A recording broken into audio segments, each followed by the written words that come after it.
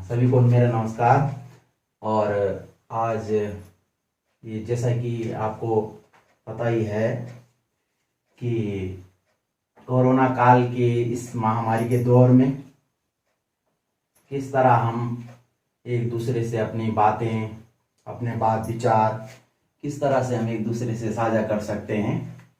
तो इसी क्रम में जैसे आप लोगों कई लोगों को विदित होगा कि इससे पहले मैं फेसबुक पर हिंदी विमर्श करके एक पेज चलाता था और किन्हीं कतिपय कारणों से मैं उस पर काफ़ी समय से अद्यतन नहीं हूँ और मेरी एक छोटी सी पहल है, आप लोगों को अच्छा लगेगा तो कृपया बताइएगा। तो हिंदी विमर्श में मैंने सोचा कि अब थोड़ा सा कुछ वीडियो बना करके कुछ डिजिटल माध्यम से मैं आपके सामने कुछ अपना जो ज्ञान जो है उसे साझा करेंगे आप लोगों के साथ। और इसी क्रम में हम सबसे पहले जो हम भाषा, जो हिंदी जो हमारी राष्ट्रभाषा भी है और हमारी मातृभाषा भी है, उसमें सबसे पहले जो हमारा शुरुआत जिससे होती है, भाषा की शुरुआत, वह है हमारा स्वर। तो हम स्वर पर बात करेंगे कि स्वर है क्या चीज़ें। तो स्वर जो है भाषा की एक मूल उत्पत्ति है, यानी जिस भाषा की उत्पत्ति का स्रोत समझ लीजिए कि स्वर है। तो इसी क्रम में हम यहाँ पर ये स्वर के बारे में आज जानेंगे हिंदी विमर्श में। और स्वर जो है वह हिंदी के स्वरों के बारे में हम यहाँ पर जानेंगे कि जो हिंदी के जो मूल स्वर, वैसे जो कुल जो स्वर होते हैं वो 11 होते हैं, जैसा आप लोगों को पता ही है। और जो मूल स्वर हैं हिंदी के, जिन्हें ह्रस्व स्वर भी बोलते हैं, वो हैं 4। ये देखिए, अ, ई, उ, री, ये 4 स्वर हैं। और मैं आपको इस वीडियो में यहाँ पर आपसे जानकारी ये साझा करना चाहूँगा, इन 4 स्वरों से किस तरह जो है हमारे हिंदी के जो बाकी के 7 स्वर हैं वो कैसे बने हैं इन 4 स्वरों से। अभी तक तो हम लोगों ने पढ़ा ही है, कक्षा 1 से जब से हम प्रवेश करे हैं तो हिंदी भाषा में हमने यही सीखा है कि अ से लेकर के ये ई, आई, ओ, औ तक हम लोगों ने सीखा है कि किस तरह से ये 11 स्वर हमारे होते हैं। तो हम लोगों ने कभी उसके मूल में जब हम व्याकरण पढ़ी होगी हमने, तभी हम लोग उसमें गए होंगे, अन्यथा जो है हम लोगों ने उसको एक सीधे तरीके से जो है पढ़ा होगा। तो हम ये जानेंगे कि जो भाषा, हिंदी भाषा के जो मूल स्वर हैं वो हैं 4। और इन्हीं स्वरों से अन्य जो हमारे 7 स्वर हैं वो बने हैं। इन 4 स्वरों से हमारे अन्य जो 7 स्वर हैं कैसे बने हैं ये देखेंगे।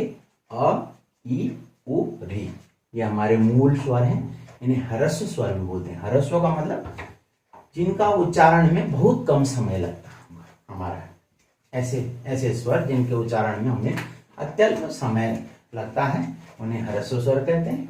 और इसके बाद जो हमारे दीर्घ स्वर हैं जिनमें 2 मात्रा का वक्त हमें लगता है।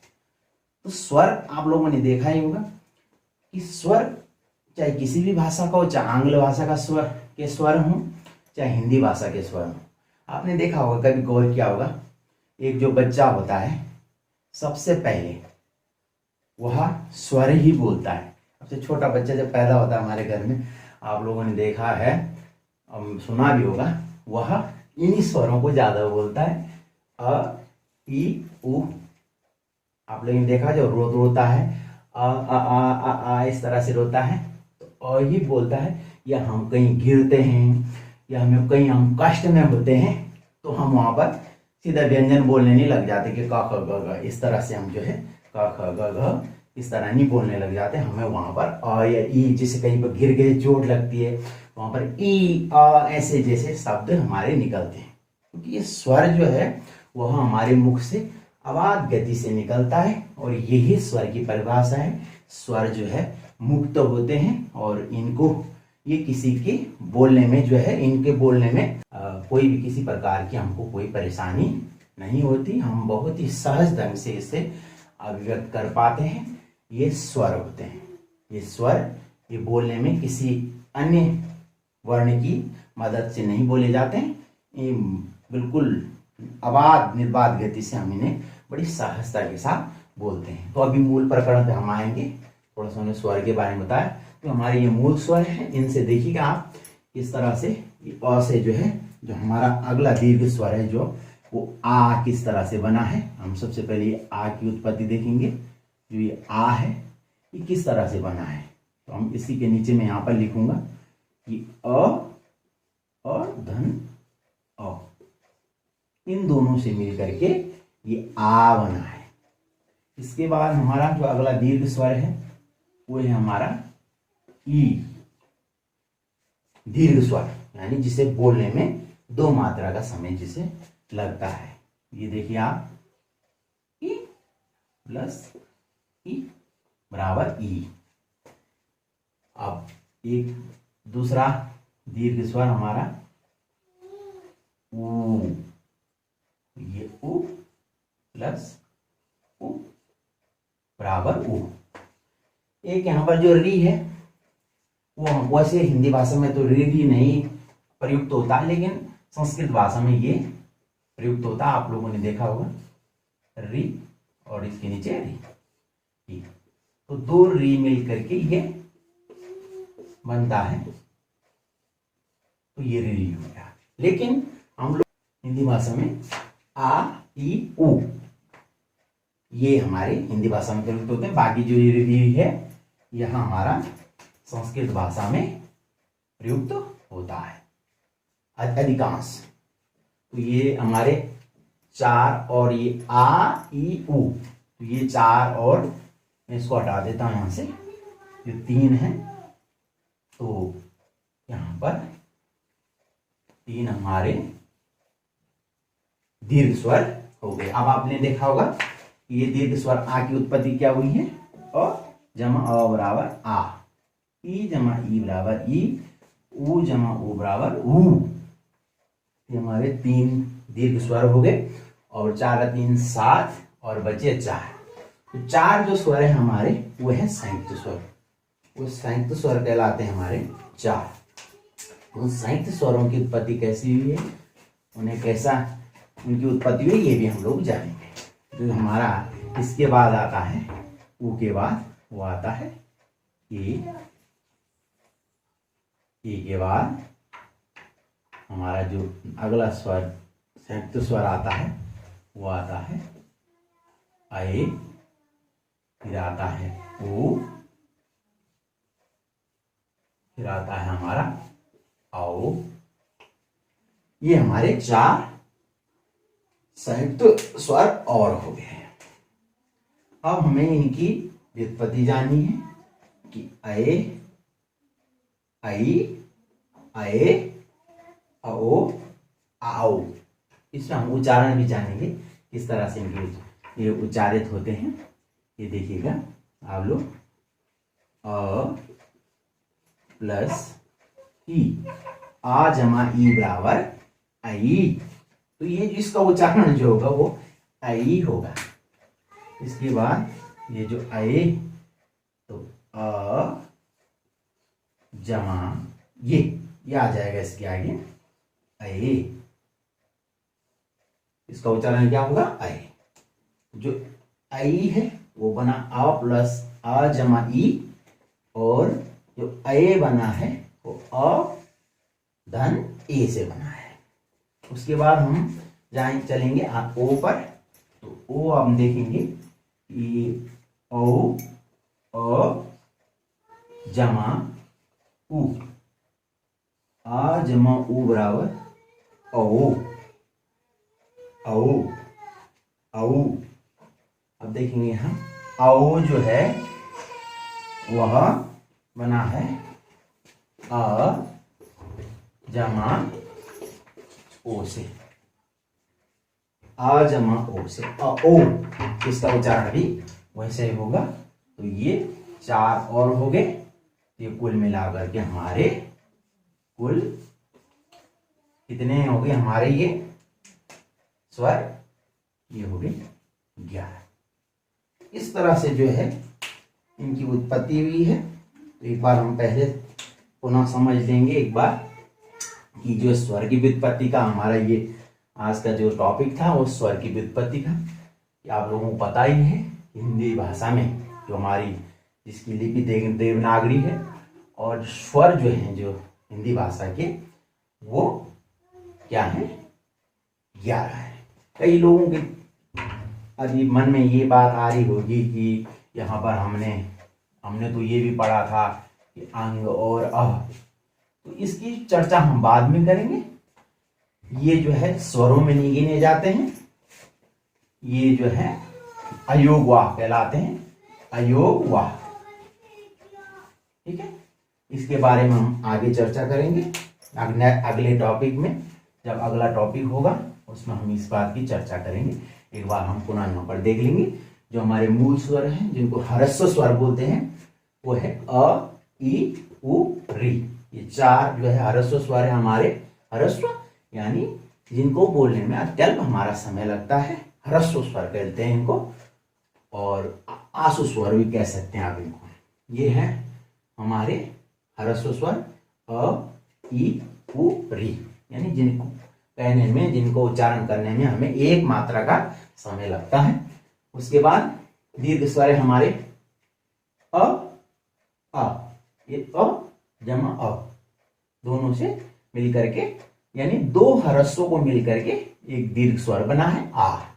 2 ह्रस्वों को मिलकर के एक दीर्घ स्वर बना आ और 2 ह्रस्व ई मिल करके एक दीर्घ स्वर ई बनी है।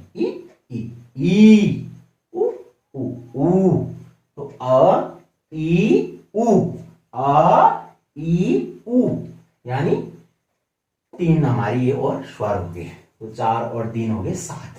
अब इसके बाद हम देखेंगे जो संयुक्त स्वर हैं। संयुक्त स्वर होते हैं जो 2 स्वरों 2 असमान स्वर। अब यहां पर देखेंगे आप दीर्घ स्वर में क्या हो रहा है, यहां पर दीर्घ स्वर में हमारे समान स्वर जुड़ रहे हैं। दीर्घ स्वर में कौन क्या जुड़ रहा है, हम यहां पर देखेंगे दीर्घ स्वर में हमारे समान स्वर जुड़ रहे हैं। क्या जुड़ रहे हैं, समान स्वर। दीर्घ स्वर में हमारा क्या जुड़ रहा है, यहां पर देखेंगे हम हमारे समान स्वर जुड़ रहे हैं। क्या जुड़ रहे हैं, समान स्वर। ये है हमारे दीर्घ स्वर में। ठीक है, और यहां पर देखेंगे ये समान स्वर हमारे जुड़ रहे हैं। समान स्वर अ ई उ। ये है दीर्घ स्वर। 2 समान स्वरों पर मिलकर के ये दीर्घ स्वर बने। और संयुक्त जो स्वर हैं वो 2 असमान स्वरों से मिलकर के बने। ये देखिएगा अ और ई, आई। इसका उच्चारण जो होता है वो आई होता है, आई। और जो अ जमा ए, अये, इसका उच्चारण अये होता है। कई लोग बोलते हैं अये ए आये, पता इस तरह से हम अशुद्ध उच्चारण करते हैं। आई आये और अ जमा उ बराबर उ, इसका उच्चारण उ होगा। और अ धन ओ, इसका उच्चारण भी हम बच्चों को इसी तरह से बताएंगे। और जो हमारे गुरुजन लोग देख रहे हैं वे भी अपने बात हमसे साझा जरूर करें कमेंट बॉक्स में।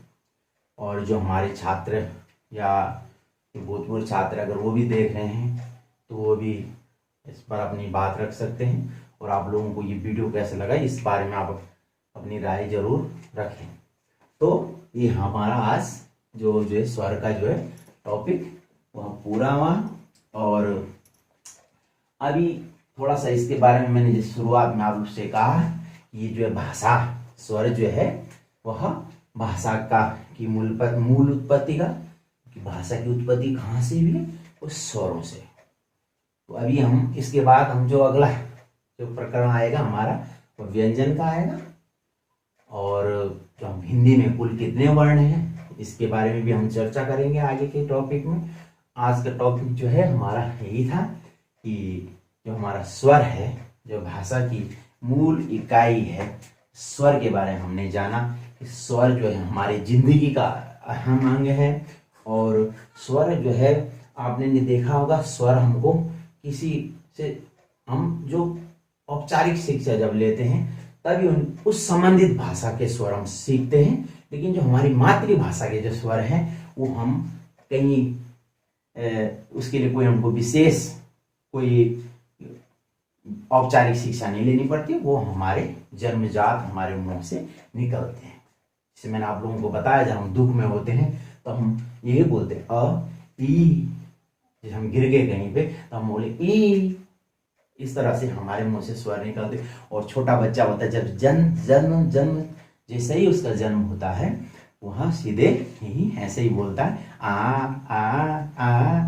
तो इस तरह से वह अपनी अभिव्यक्ति करता है, यानी स्वर उसको सिखाए नहीं है, वो उसकी जन्मजात प्रवृत्ति है। स्वर जो है जन्मजात हैं और स्वरों की प्रकृति ही जन्मजात है, इनको बोलने में किसी प्रकार की कोई कठिनाई नहीं होती है। और ये स्वर जो है वो तो स्वतंत्र होते हैं और निर्बाध गति से जो है हमारे मुंह से ये निकलते हैं। तो आप लोग बताइएगा आज का टॉपिक आपको कैसा लगा। स्वर हमारा हिंदी विमर्श का आज का जो टॉपिक था वो आपको कैसे लगा। अगर आपको वीडियो पसंद आए हैं उसको आप लाइक करें, सब्सक्राइब करें हमारे चैनल को और आगे शेयर करें। और वीडियो से अन्य आप अपनी बातें रख सकते हैं कि आप लोग और क्या क्या हमसे अपनी जानकारी भी आप साझा कर सकते हैं। और आगे के जो प्रकरण में है और इसमें प्रकरण में जो अपनी बात है वो आप कमेंट बॉक्स में रख सकते हैं। और अगला प्रकरण पर आप अपनी राय रख सकते हैं, किस तरह से हम अगला प्रकरण बनाएं और अगला प्रकरण हमारा किस तरह से होना चाहिए और किस बिंदु पर हम उनको फोकस करें। तो उस चीज़ को मैं आपको अगले प्रकरण में यहाँ पर लेकर आऊँगा। तो अभी आज हमने यही सीखा है और आप सभी का बहुत बहुत धन्यवाद। जय हिंद।